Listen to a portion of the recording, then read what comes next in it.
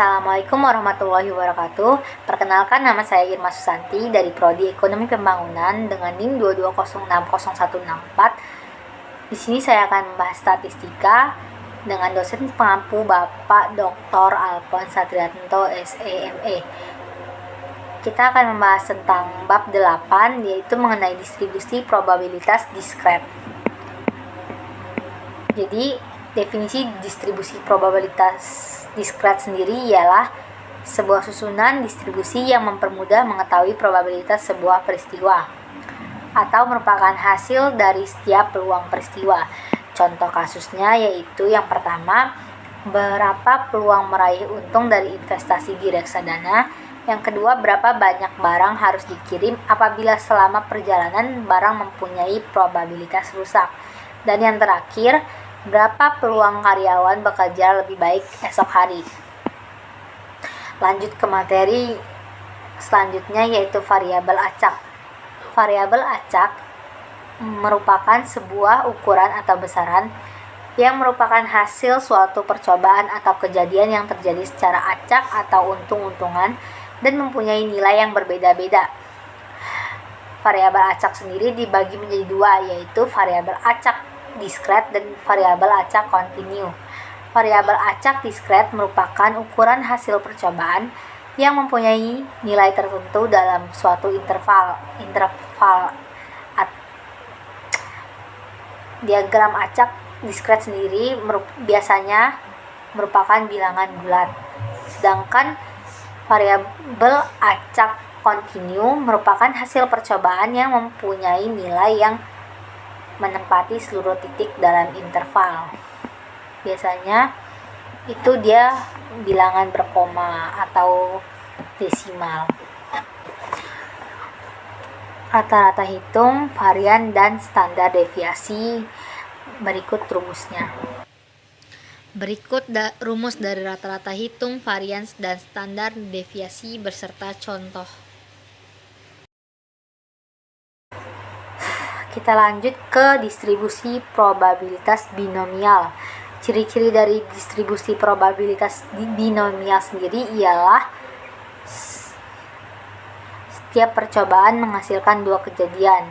Contohnya, kelahiran anak, bisa laki-laki maupun perempuan. Yang kedua yaitu transaksi saham, bisa menjual atau membeli. Dan yang terakhir, perkembangan suku bunga, bisa naik atau turun. Probabilitas suatu kejadian untuk sukses atau gagal adalah tetap untuk setiap kejadian. P, peluang sukses.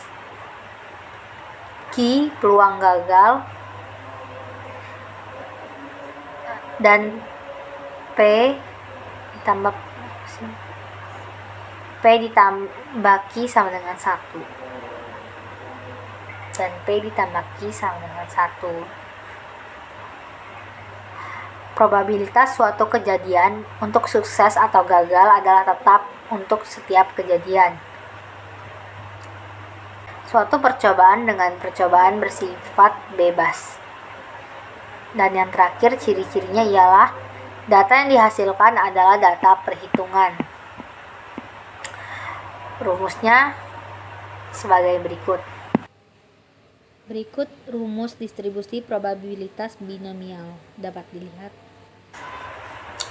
Distribusi hipergeometrik.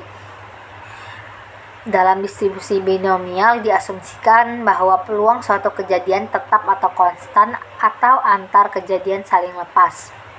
Dalam dunia nyata jarang terjadi hal demikian. Suatu kejadian sering terjadi tanpa pemulihan dan nilai setiap kejadian adalah berbeda atau tidak konstan. Distribusi dengan tanpa pemulihan dan probabilitas berbeda adalah distribusi hipergeometrik. Rumusnya sebagai berikut. Ini merupakan rumus dari distribusi hipergeometrik. Distribusi Poisson dikembangkan oleh Simon Poisson.